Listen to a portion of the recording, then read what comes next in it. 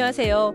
오늘 우리가 좀 깊이 들여다볼 자료는요, 김채원 작가의 아주 개인적인 기록입니다. 잘못된 투자, 또 건강 악화, 이런 문제들로 삶의 가장 어두운 시간까지 갔던 분인데, 어떻게 다시 일어서 힘을 얻고 또 자신을 회복해 나갔는지 그 솔직한 여정을 따라가 볼까 합니다.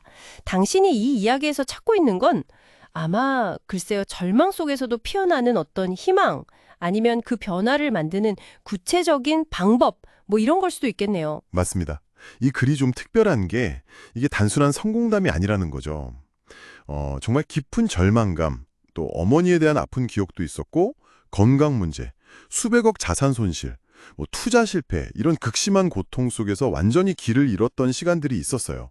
그리고 그 안에서 변화를 결심하고 행동으로 옮긴 과정이 아주 생생하게 담겨 있습니다. 특히 저는 그 아웃풋 코칭이라는 접근 방식이 좀 눈에 띄었는데요. 아, 아웃풋 코칭이요? 네, 이게 단순히 정보를 받아들이는 인풋하고는 좀 달라요.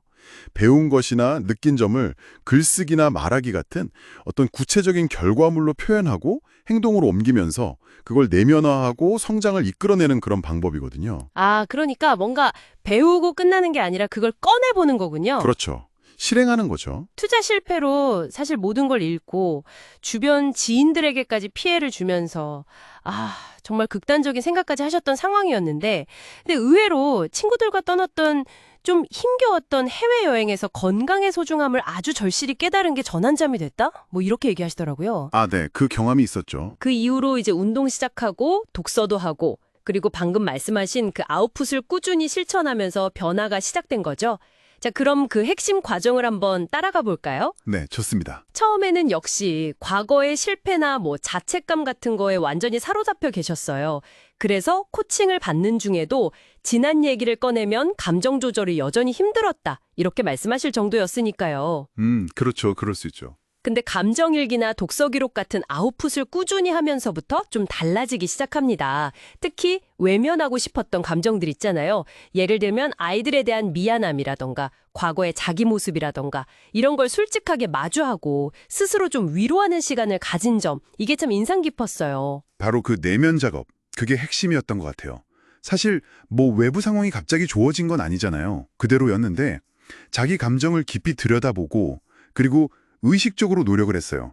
어떠한 부정적인 생각과 말 금지, 비교 금지, 과거 후회나 자책 금지. 이런 식으로 부정성을 딱 차단한 거죠. 아, 스스로 규칙을 정한 거네요. 네. 그리고 동시에 감사할 거리를 계속 찾고 이러면서 세상을 보는 렌즈 자체를 바꾼 거예요. 이건 그냥 막연하게 긍정적으로 생각해야지 이런 다짐하고는 좀 차원이 다른 거죠. 그렇겠네요. 훨씬 구체적인데요. 그렇죠. 구체적인 행위, 즉 쓰고 읽고 적용하는 그 아웃풋이 만든 실질적인 변화였습니다.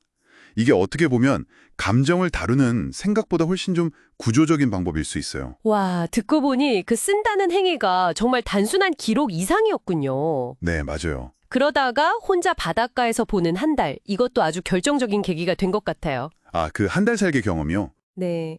거기서 오롯이 자기 자신한테만 집중하면서 치유의 시간을 가졌고, 뭐 새벽 명상, 긍정 확언 쓰기, 스트레칭, 이런 아주 작은 매일의 루틴을 통해서 조금씩 자신감을 되찾았다고 해요. 네, 그 고요함 속에서 중요한 깨달음을 얻으신 거죠. 이때 또 코치의 권유로 블로그 글쓰기라는 새로운 도전도 시작하셨고요. 맞아요. 그 경험을 통해서 작가가 내가 뭘 이루지 않아도 아무것도 하지 않아도 내 삶은 충분히 충만할 수 있구나, 행복할 수 있구나 하는 걸 깨달은 거죠. 아, 존재 자체만으로도? 그렇죠. 성공이나 성취에 막 목매던 과거에서 벗어나서 그냥 존재하는 것 자체의 가치를 발견한 거예요. 그리고 과거의 상처나 후회는 좀 흘려보내고 현재에 집중하면서 내가 진짜 원하는 게 뭐지? 이걸 스스로에게 묻는 법을 터득하게 된 거죠. 야, 그래서 일상으로 돌아와서 그 5년이나 끌어왔다는 소송 같은 과거의 문제랑 마주했을 때도 다른 선택을 할 수 있었던 거군요. 네네. 첫 재판 통지받고 막 분노가 치밀어 올랐는데 그 감정에 막 휩쓸리는 대신에 어차피 바꿀 수 없는 과거가 아니라 미래를 위한 현재의 선택, 즉 재판에 가지 않기로 결정하고 그냥 조용히 관계를 정리해버리셨다고. 와, 이거 정말 쉽지 않은 결정이었을 텐데요. 그렇죠. 대단한 결단이죠. 이 이야기에서 우리가 얻을 수 있는 가장 중요한 통찰은 결국 삶의 변화라는 게 뭐 거창한 계획에서 오는 게 아니라 어떤 결단, 그리고 아주 구체적인 행동 하나에서 시작된다는 점인 것 같아요. 아, 결단과 행동. 네. 특히 읽고, 쓰고, 그걸 자기 삶에 적용하는 이 아웃풋 과정이 내면의 상처를 치유하고 관점을 바꾸는데 정말 강력한 도구가 될 수 있다는 걸 보여주는 거죠. 작가분도 약이나 병원의 도움 없이 이 과정을 통해서 스스로 회복했다고 강조하시더라고요. 맞아요. 작가의 경험은 정말 아무리 깊은 절망 속에 있더라도 스스로 변화를 선택하고 아주 작은 행동이라도 시작하면 결국 원하는 삶을 만들어갈 수 있다는 어떤 가능성을 보여주는 것 같습니다.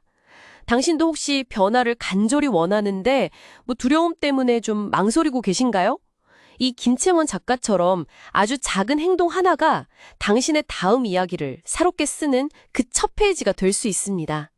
결단하고 행동하면 반드시 이루어진다. 이 말이 참 와닿네요. 마지막으로 이런 질문을 한번 던져보고 싶어요.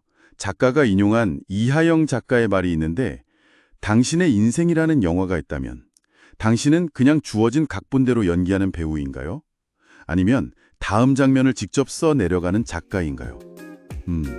당신의 다음 챕터는 또 어떤 이야기로 채워질지 오늘부터 당신이 직접 써 내려가 보는 건 어떨까요?